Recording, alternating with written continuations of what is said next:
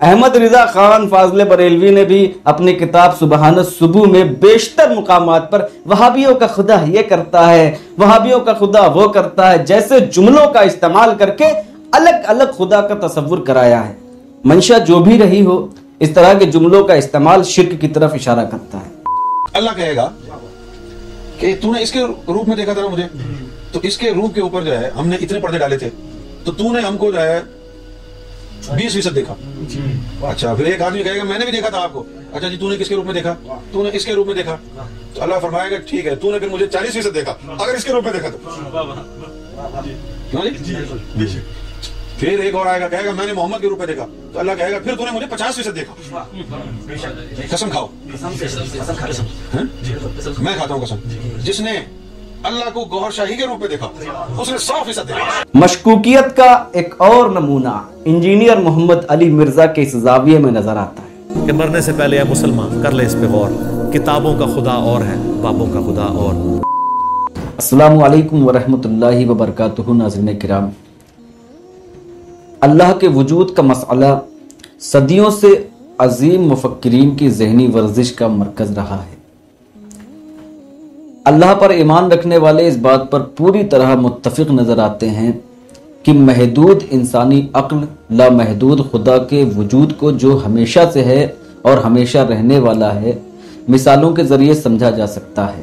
مثلا جس طرح انسانی جسم کے کسی حصے میں ہونے والا درد محسوس تو کیا جا سکتا ہے پر دکھایا نہیں جا سکتا، ٹھیک اسی طرح غیر مرئی اللہ کو محسوس تو کیا جا سکتا ہے پر دیکھا نہیں جا سکتا، تخیل اور غور و فکر کی مدد سے ہی پہچانا جا سکتا ہے۔ جہاں تک ہمارا فہم و ادراک کام کرے وہ ممکن الوجود ہے، اور اللہ تعالیٰ واجب الوجود ہے جو فہم و ادراک سے بالاتر ہے۔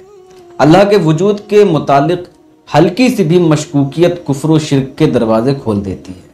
ناظرین کرام، تو آئیے پہلے یہ ریل دیکھتے ہیں۔ جس نے رب کو زمین پر نہیں دیکھا وہ اوپر کیا دیکھے گا؟ زمین، جس نے زمین پر دیکھا وہی اس کو اوپر دیکھے گا۔ تصدیق کیسے ہوگی؟ تصدیق کیسے ہوگی؟ جب زمین پر دیکھے گا پھر اس دیکھے ہوئے کو اوپر جو دیکھے گا اس سے ملائے گا نا۔ پھر جہاں جہاں سے اس کا عکس ابھرا ہوگا وہ سامنے کھڑے ہوں گے رب کے بندے، آگے کہیں گے کہ ہم نے تجھے دیکھا، تو وہ کہے گا کس کے روپ میں؟ اس کے روپ میں دیکھا۔ پھر دوسرا آئے گا ہاں جی تو نے بھی دیکھا، ہاں جی میں نے بھی دیکھا۔ تو نے کس کے؟ تو نے اس کے روپ میں۔ سمجھ گئے؟ یہ بات سمجھ میں آ گئی؟ پھر وہ جو ساتھ کھڑے ہوں گے، ساتھ ہوں گے نا، ساتھ کھڑے ہوں گے نا، اب وہ اللہ کہے گا کہ تو نے اس کے روپ میں دیکھا تھا مجھے، تو اس کے روپ کے اوپر جو ہے ہم نے اتنے پردے ڈالے تھے، تو تو نے ہم کو جو ہے 20% دیکھا۔ اچھا، پھر ایک آدمی کہے گا میں نے بھی دیکھا تھا آپ کو۔ اچھا جی، تو نے کس کے روپ میں دیکھا؟ تو نے اس کے روپ میں دیکھا۔ تو اللہ فرمائے گا ٹھیک ہے، تو نے پھر مجھے 40% دیکھا اگر اس کے روپ میں دیکھا تو۔ پھر ایک اور آئے گا کہے گا میں نے محمد کے روپ میں دیکھا، تو اللہ کہے گا پھر تو نے مجھے 50% دیکھا۔ قسم کھاؤ، میں کھاتا ہوں قسم، جس نے اللہ کو گوہر شاہی کے روپ میں دیکھا اس نے 100% دیکھا۔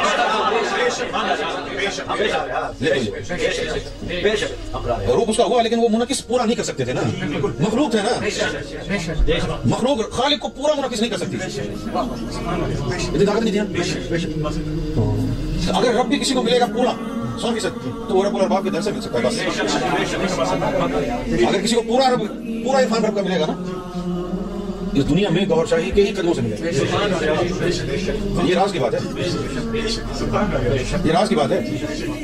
اب اس سے پہلے لوگ پردوں میں دیکھ کے چلے گئے، ادھر بھی پردہ ادھر بھی پردہ، کسی نے کسی کے روپ میں دیکھا، کسی نے کسی کے روپ میں دیکھا۔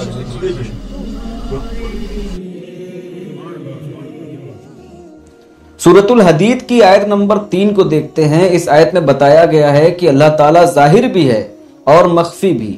یہاں پر ظاہر سے مراد یہ نہیں ہے کہ اسے کھلی آنکھوں سے دیکھا جا سکے یا پرسنٹیج میں بانٹ دیا جائے کہ فلاں کو دیکھا تو اتنے فیصد اللہ کو دیکھا اور فلاں کو دیکھا تو اتنے فیصد اللہ کو دیکھا۔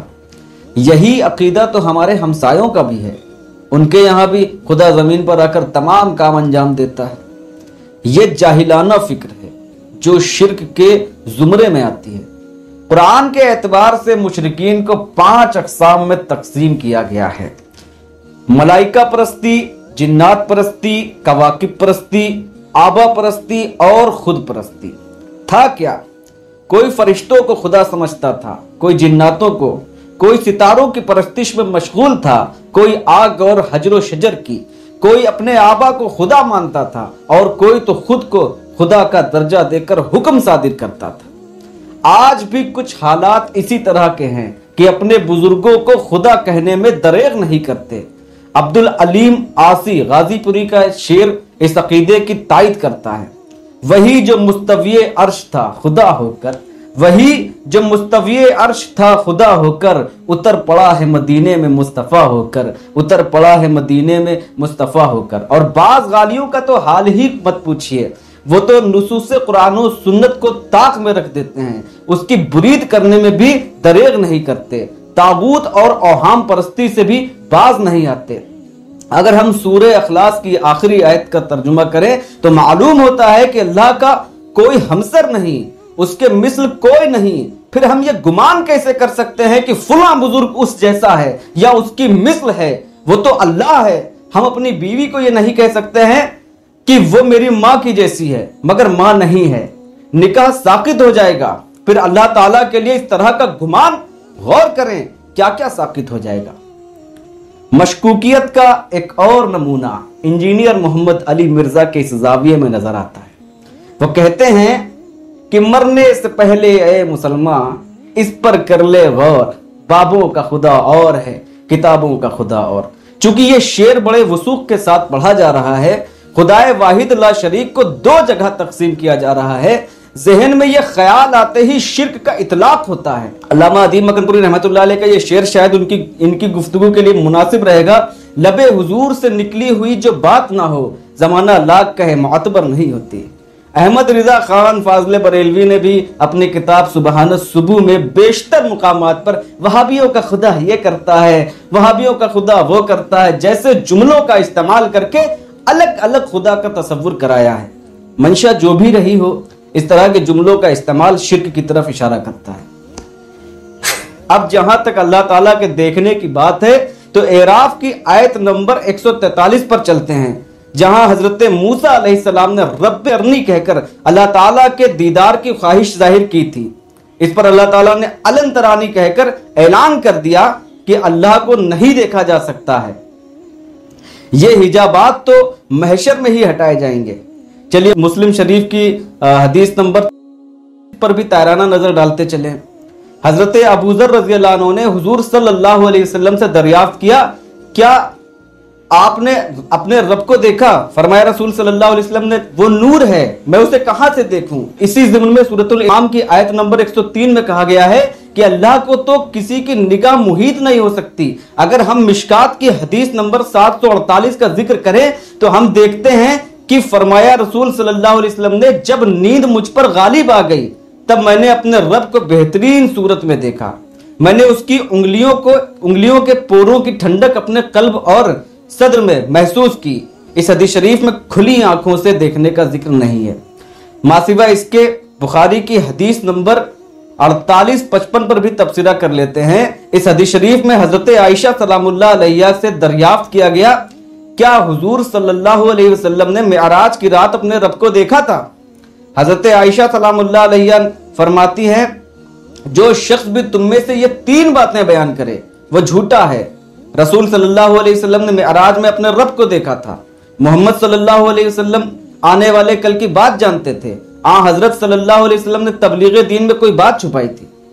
بخاری کی حدیث نمبر 75-17 کے اعتبار سے معراج کی رات حضور صلی اللہ علیہ وسلم اللہ رب العزت کے اتنے قریب ہوئے جیسے کہ کمان کے دونوں کنارے یا اس سے بھی کم۔ اس سے مراد یہ نہیں ہے کہ آپ صلی اللہ علیہ وسلم نے اللہ کو دیکھا۔ میں اللہ تعالیٰ سے ملتجی ہوں کہ اگر میری زبان سے حق نکلا ہے تو اس کے لیے دلوں میں جگہ پیدا کر دے اور اس کے اجر و ثواب میں ہمارے دیکھنے اور سننے والوں کو بھی شامل کر لے، اور اگر میری زبان کہیں چوکی ہے تو اس کے اثر کو زائل کر دے اور گناہ سے محفوظ فرما دے۔ آمین۔ فما توفیقی الا باللہ۔